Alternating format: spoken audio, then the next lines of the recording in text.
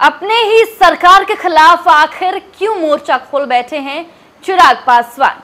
नमस्कार, news for nation देख रहे हैं आप और मैं हूं आपके साथ साक्षी झा।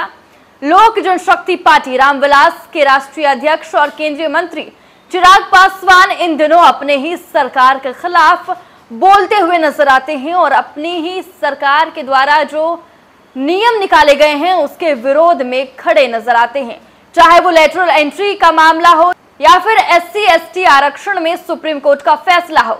चिराग पासवान इन तमाम मुद्दों के विरोध में नजर आ रहे हैं। लेकिन अब सवाल है कि चिराग पासवान जो सरकार में खुद है वो अपने ही सरकार के खिलाफ क्यों मोर्चा खोले बैठे हैं। लोजपा के राष्ट्रीय अध्यक्ष और नरेंद्र मोदी सरकार में मंत्री चिराग पासवान इन दिनों खास चर्चा में है। चर्चा इस बार नीतीश कुमार के खिलाफ उनके किसी आचरण को लेकर नहीं है, बल्कि चर्चा लोजपा के दूसरे धड़े के नेता उनके चाचा पशुपति पारस के साथ रिश्ते को लेकर भी नहीं है। चर्चा इस बात की हो रही है कि पानी में रहकर वो मगरमच्छ की भूमिका क्यों निभा रहे हैं। ये उनके पिता के ज्ञान का असर है या कोई और वजह। लोग लगातार समझने की कोशिश कर रहे हैं लेकिन समझ नहीं पा रहे हैं। चिराग पासवान मोदी मंत्रिमंडल का सदस्य होकर भी सरकार के फैसले की मुखालफत भी उस मोदी की जिनका वो अपने को हनुमान बताते थकते नहीं थे।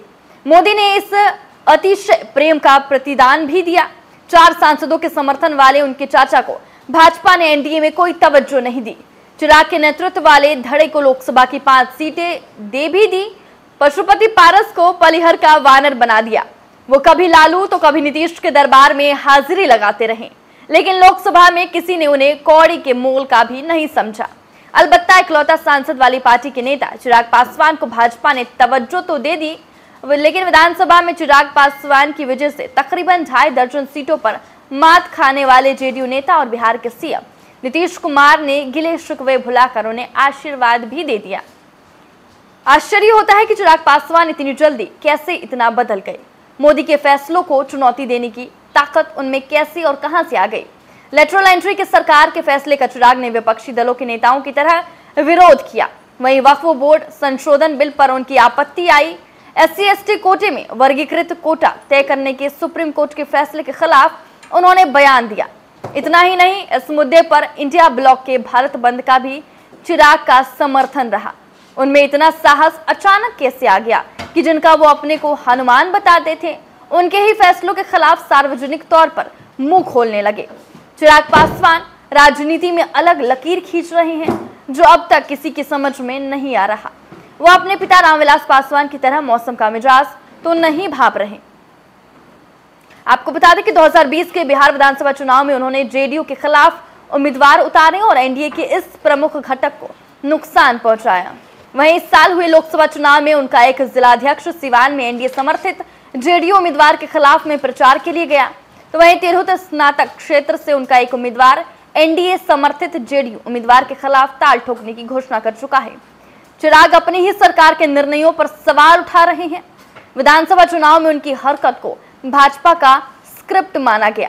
इसकी वजह भी थी, उन्होंने चुन चुन कर उन्हीं सीटों पर उम्मीदवार उतारे थे जहां जेडीयू के कैंडिडेट थे। भाजपा की सीटें उन्हें बख्श दी थी। इतना ही नहीं, उन्होंने भाजपा से टिकट ना पाने वालों को भी अपनी पार्टी का टिकट दे दिया था। तो देखिए, चिराग पासवान में आए इस बदलाव से भाजपा सहज महसूस कर रही होगी। इसकी उम्मीद नहीं के बराबर है, तो फिर भाजपा भी शांत नहीं बैठेगी।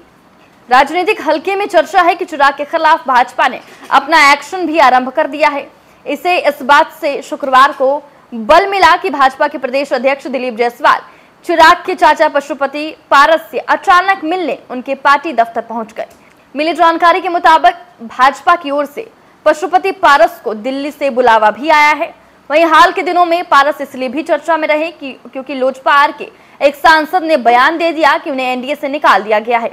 संभवतः कि दिलीप जायसवाल की मुलाकात में इस पर भी चर्चा हुई हो, पर असलियत ये नहीं है। दरअसल चिराग के खिलाफ भाजपा ने अपना अभियान शुरू कर दिया है। आने वाले दिनों में कोई और चौंकाने वाली खबर भी आ जाए तो आश्चर्य नहीं। तो देखिए, चिराग पासवान के इन दिनों सुर बदलते हुए नजर आ रहे हैं और अपने ही सरकार के खिलाफ मोर्चा खोलकर बैठे हैं। बात कर ले लेटरल एंट्री की, जिसका भी चिराग पासवान ने विरोध जताया था, और उसके बाद SC/ST आरक्षण सुप्रीम कोर्ट के फैसले का भी चिराग पासवान ने विरोध किया और भारत बंद का समर्थन भी किया। और उसके बाद से ये चर्चा शुरू हो गई है कि दिलीप जायसवाल जो पशुपति पारस से मिलने पहुंचे हैं, कहीं ना कहीं वो बिहार की सियासत में एक झटका देने जा रही है। फिलहाल के लिए इस खबर में बस इतना ही। आप देखते रहें न्यूज़4नेशन।